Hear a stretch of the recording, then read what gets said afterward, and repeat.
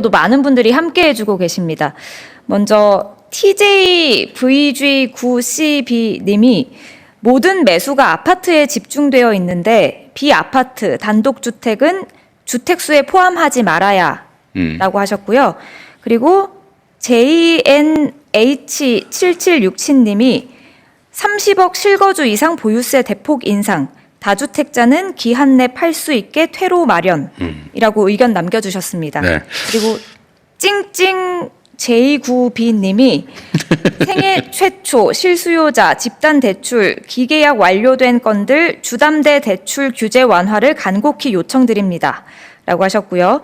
자율주행 B8J님이 주택 공급은 민간 건설보다는 공공건설 임대, 분양을 통해 저렴하게 공급해야 자원은 부동산 관련 세금을 공급에 투자해야 라는 의견 주셨습니다. 네. 네. 일단은 뭐 팩트를 하나 확인하면 우리가 지금 주로 규제 또는 대책을 수립하고자 하는 건 주로는 아파트죠. 비아파트에 대해서는 뭐 거의 특별한 규제를 하지 않는, 오히려 권장하는 그런 상태라는 말씀을 좀 드립니다. 네, 또 계속 진행하죠. 좀 가급적 간략하게. 구분 없이 받겠습니다. 제가 전문가 분들이라고 했는데 그건 참석 신청 기준으로 그런 거고, 대통령님 말씀하셨지만 많은 분들이 전문가시잖아요. 여기 맨 앞에 계신 하늘색 재킷 입으신 남성분께 마이크 드리겠습니다. 제가 며칠 전에 유튜브에서 봤어요. 네. 이렇게 하면 간단하게 얘기를 할 수 있다, 이런 취지여서. 네, 그 KBS 경제소 진행하는 동의는 안 최부심이라고 합니다. 되던데. 일단 그 정부 부처에서 공급과 금융 세제에 대한 종합적인 그 접근을 하는 것은 뭐 굉장히 바람직한 상황이라고 생각을 합니다. 다만 주택이라는 것이 이번에 보셨던 것처럼 공급부터 금융 세제가 다 연결이 된 거기 때문에 금융시장에 F4라고 하는 제도가 있고 기관들의 정례적인 모임이 있는 것처럼 요약해서 주택에서도 H3라는 그런 모임을 통해 가지고 계속해서 이런 대책을 후속해서 하셨으면 좋겠고요.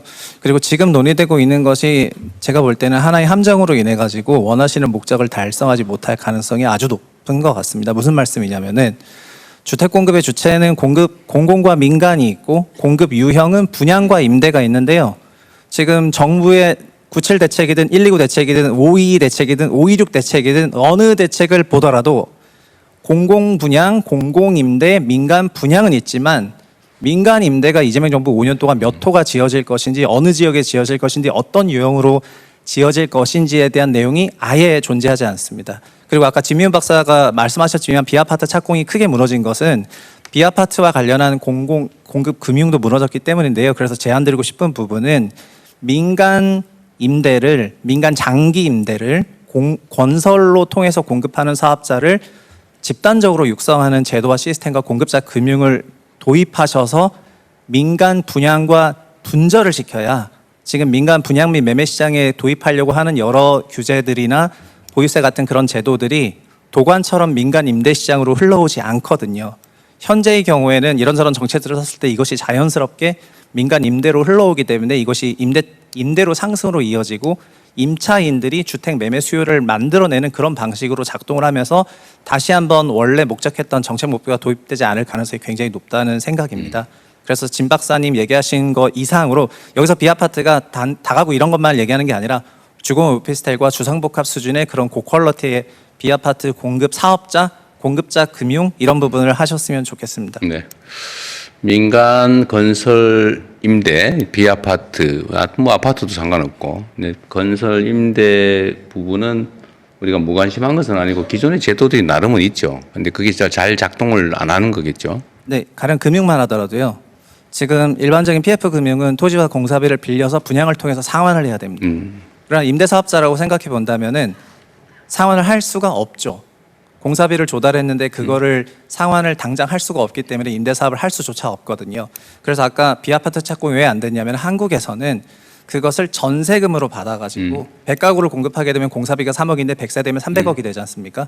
전세금으로 3억을 100가구를 받아서 300억을 조달하는데 그걸 상환했었는데 전세 차이가 낮기 때문에 그런 부분에서 공사비 조달이 더 이상 안 됐고, 이런 부분들이 비아파트 착공 감소로 굉장히 이어지고 있는 것이 이제 사실입니다. 그러니까 무슨 얘기냐면은 민간 임대 공급에 공급자 금융이 제도적으로 정착되지 않기 때문에 민간 공급자들이 사금융을 이용해 가지고 나름 아름아름 공급해 왔었던 체계가 22년 이후에 완전히 와해된 부분이거든요. 아니, 네. 그건 제가 반론이라기보다는 내 다른 의견을 한번 말씀을 드리면 건설 임대를 한다고 할 때 만약에 건설 임대를 할 부지가 있다면 민간업자 입장에서는 이렇게 지금 분양 수요가 높고 분양 가격이 높은데 뭐할로 임대를 하겠어요?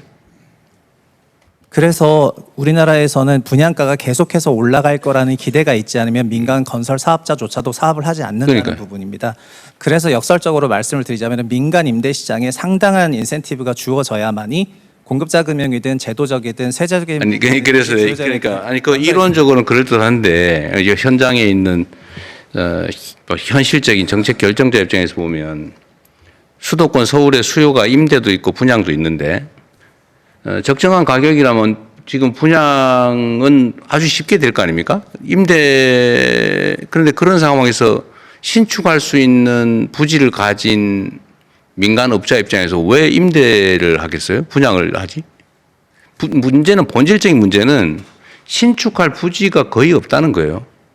그게 많이 있는 상태에서 선택을 하는 게 아니고 없는데 부지를 어떻게 확보합니까? 그 민간 사업자들이 갖고 있는 부지라는 게 민간 개인들이 갖고 있는 부지고 이것이 정비 사업을 통해 가지고 대규모든 소규모든 이런 방식으로 분양을 통해서 공급이 되지 않습니까? 그런데 지금 필요한 것은 아까 진 박사든 국토연구원의 박천규 박사든 똑같이 얘기하신 것은 도심 내에 주거용지만 있는 것이 아니라 비주거용지도 많고 유유부지도 많고 용도를 전환하거나 할 수 있는 용지들도 많이 그런 있습니다. 것들은 발굴을 해야 되겠죠. 네, 하여튼 그런 사업 알겠습니다. 그런 부분에 대해서 이제 전폭적인 혜택을 주면서 이 사업을 육성하시는 것이 좋을 것 같습니다. 네, 그건 네. 검토를 한번 해보죠. 네. 다른 분들 의견도 듣겠습니다. 뒤쪽으로 가겠습니다. 그 하늘색 셔츠 입으신 분께 마이크 전해드리겠습니다. 죄송하지만 정해진 순서에 따라서 해주시면 좋겠습니다. 네, 죄송합니다. 죄송합니다만 정해진 순서에 따라서